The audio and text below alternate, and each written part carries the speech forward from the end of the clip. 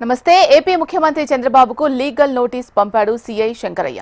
తన పేరును ముఖ్యమంత్రి అసెంబ్లీతో పాటు పలు సమావేశాల్లో పదే పదే సభలలో అసత్య ప్రకటనలు చేస్తున్నారని నోటీసులో పేర్కొన్నాడు.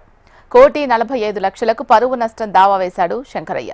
3 నెలల క్రితం గవర్నర్ అసెంబ్లీ కార్యదర్శికి చంద్రబాబుపై ఫిర్యాదు కూడా చేశారు. ప్రస్తుతం హోంశాఖలో హాట్ టాపిక్ గా నడుస్తోంది శంకరయ్య వివాదం.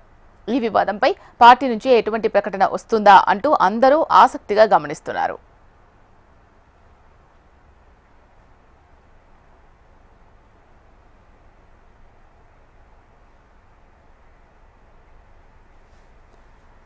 ఏపీ ముఖ్యమంత్రి చంద్రబాబుకు లీగల్ నోటీస్ పంపాడు సీఐ శంకరయ్య.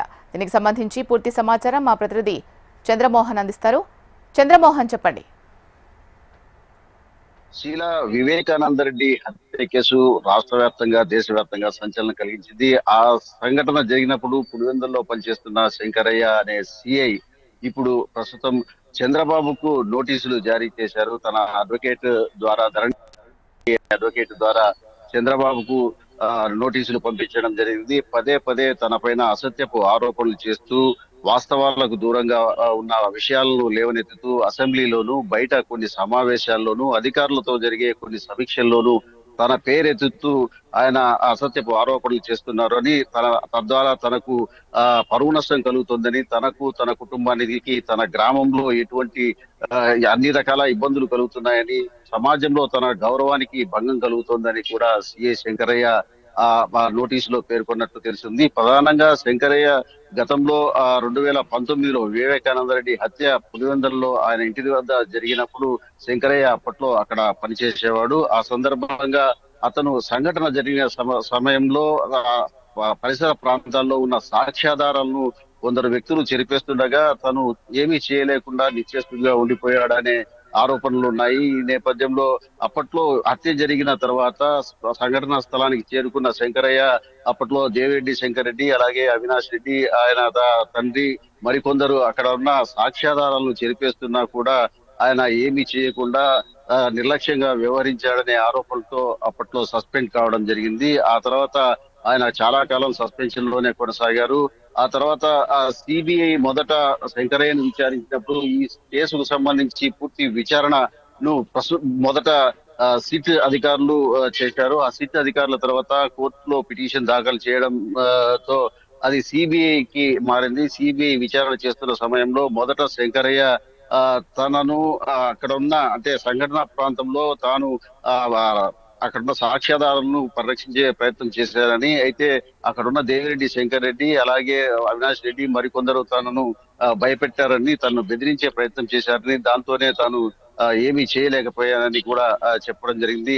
అనంతరం శవాన్ని కుట్లు వేసి కట్లు కట్టి ఆ తర్వాత అక్కడ ఇంటిలోనే ఉంచారని కూడా చెప్పడం జరిగింది. ఆ తర్వాత మరోసారి జరిగిన విచారణలో శంకరయ్య సిబిఐ అధికారులకు తనకు సిబిఐ అధికారులు చెప్పిన విధంగానే తాను మొదట ఉన్న సిబిఐ అధికారులు చెప్పిన విధంగానే తాను చెప్పాల్సి వచ్చిందని కూడా చెప్పినట్టు తెలుస్తుంది. దీంతో పాటు శంకరయ్యను కోర్టులో విచారిస్తున్న సమయంలో కోర్టు ఎదుట కూడా ఇలాగే చెప్పినట్టు తెలిసింది. సిబిఐ అధికారులు ఉద్దేశపూర్వకంగా తనపై ఒత్తిడి తెచ్చి అలా చెప్పించారని కూడా చెప్పినట్టు తెలుస్తుంది. ఈ నేపథ్యంలో శంకరయ్యను అప్పటి నుంచి కూడా దాదాపుగా 3 ఏళ్ల పాటు ఆయన సస్పెన్షన్ లోనే కొనసాగారు. అనంతరం కొన్ని పరిణామాల నేపథ్యంలో ఆ సంఘటనకు సంబంధించిన సాక్ష్యాన్ని కోర్టులో చెప్పిన తర్వాత సిబిఐ అధికారులు తనపై ఒత్తిడి చేసి ఆ విధంగా చెప్పించారని చెప్పిన తర్వాత ఆయనకు కడప డిసిఆర్బిలో పోస్టింగ్ ఇచ్చినట్లు అప్పట్లో ఆరోపణలు వచ్చాయి. ఈ నేపథ్యంలో ఆ ఆరోపణలకు సంబంధించి అటు తెలుగుదేశం పార్టీకి సంబంధించిన నాయకులు, ఇటు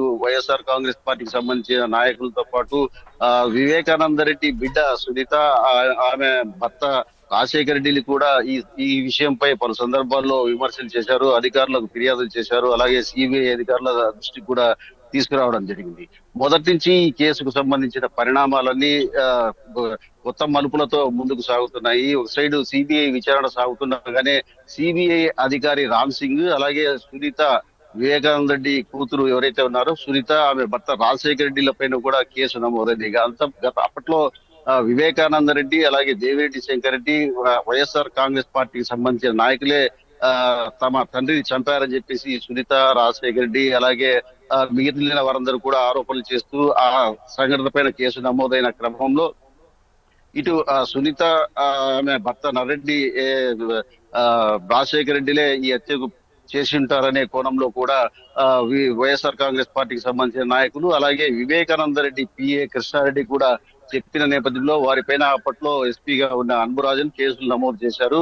ఆ కేసులు ఇటీవలే సుప్రీంకోర్టులో కొట్టివేయడం జరిగింది. ప్రధానంగా మొదట అంటే సంఘటనలు జరిగినప్పుడు ఒకలా స్పందించిన ప్రత్యక్ష సాక్షులు అక్కడ ఉన్న వ్యక్తులు ఆ తర్వాత కొంత ప్రభావితమై అంటే తర్వాత వైఎస్ఆర్ ప్రభుత్వం అధికారంలోకి వచ్చిన తర్వాత ఆ ప్రభుత్వం యొక్క ఆ ప్రభావానికి లోనై వారంతా కూడా సాక్ష్యాలను తప్పుగా చెప్పారని కూడా అప్పట్లో ఆరోపణలు రావడము అలాగే దీనిపై హైకోర్టు సుప్రీంకోర్టులలో కూడా విచారణ జరగడము ఆ తదనంతరం జరిగిన పరిణామాల్లో ఇటీవల కాలంలో రాజశేఖర రెడ్డి సునీతలపై సుప్రీంకోర్టులో కేసులు కొట్టేయడం జరిగింది. అలాగే రామ్ సింగ్ పై కూడా సిబిఐ అధికారిగా ఉన్న రామ్ సింగ్ పై కూడా కేసులు కొట్టేయడం జరిగింది. ఈ నేపథ్యంలో మొదటి నుంచి కూడా శంకరయ్యకు సంబంధించి ఉన్న పరిస్థితి ఏ విధంగా ఉందంటే ఆయన సస్పెన్షన్ తర్వాత డిసిఆర్బిలో పోస్టింగ్ సంపాదించుకోవడంతో అప్పట్లో తెలుగుదేశం పార్టీకి సంబంధించిన నాయకులు కూడా కేసులో తప్పుడు సాక్ష్యం చెప్పినందుకు కోర్టులో తప్పుడుగా సాక్ష్యం చెప్పినందుకు శంకరయ్యకు పోస్టింగ్ ఇచ్చారని అలాగే ఆయనకు ప్రమోషన్ ఇచ్చారని కూడా పలు సందర్భాల్లో ఆ ఎన్నికల ముందు ఆ తర్వాత కూడా పలు సందర్భాల్లో చెప్పడం జరిగింది. ఇవన్నిటినీ పరిగణలో తీసుకున్న శంకరయ్య ఈ ఏడాది మార్చి నెల 3వ తేదీన గవర్నర్ కు ఫిర్యాదు చేయడం జరిగింది. తనపై అసత్యపు ఆరోపణలు చేస్తూ పలు సందర్భాల్లో తనను నిందిస్తూ ప్రకటనలు చేస్తున్నారు, అలాగే మాట్లాడుతున్నారు. సాక్షాత్తు ముఖ్యమంత్రి అసెంబ్లీలో తన గురించి తప్పుడుగా మాట్లాడారని శంకరయ్య గవర్నర్ ఫిర్యాదు చేయడం జరిగింది. అలాగే దాంతో పాటు అసెంబ్లీ ప్రధాన కార్యదర్శికి కూడా ఫిర్యాదు చేయడం జరిగింది. తన పట్ల అసెంబ్లీలో అసభ్యంగా మాట్లాడుతున్నారు, తాను కేసులో తప్పు చేశారని ఆరోపిస్తున్నారు. దీనివల్ల తనకు తన కుటుంబానికి సమాజంలో ప్రతిష్టకు భంగం కలిగిందని కూడా శంకరయ్య ఆరోపిస్తూ వస్తున్నారు.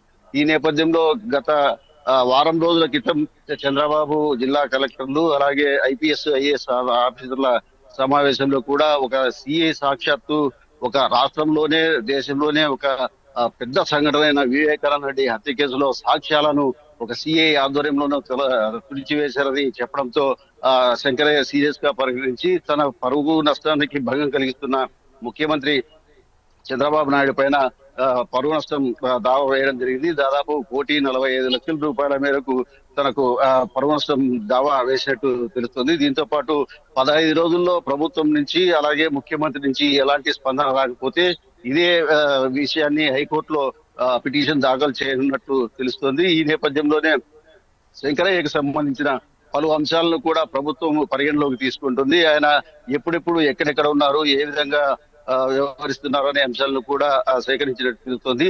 అసలు కోర్టులో తప్పుడు సాక్ష్యం చెప్పిన తర్వాత పోస్టింగ్ ఎందుకు ఇచ్చారు, ఆ తర్వాత ఆయనకు ప్రమోషన్ ఇచ్చారనే విషయం కూడా పలు సందర్భాల్లో హోంమంత్రి అలాగే ముఖ్యమంత్రి ఈ కేసులో తప్పుడు సాక్ష్యం చెప్పినందుకు శంకరయ్యకు ప్రమోషన్ ఇచ్చారు అనే విషయాన్ని కూడా వాళ్ళు చెప్పడంతో ఆ విషయాన్ని కూడా పొందుపరుస్తూ తనకు ఎలాంటి ప్రాధాన్యమైన పోస్టులు ఇవ్వకుండా లూప్ లైన్ లోనే వేస్తూ అలాగే డిఎస్పీ ప్రమోషన్ వచ్చిందని తప్పుడు ప్రచారం చేస్తున్నారు అనే విషయాన్ని కూడా శంకరయ్య కోర్టు దృష్టికి అలాగే ఆ నోటీసులో పేర్కొన్నట్టు తెలుస్తుంది.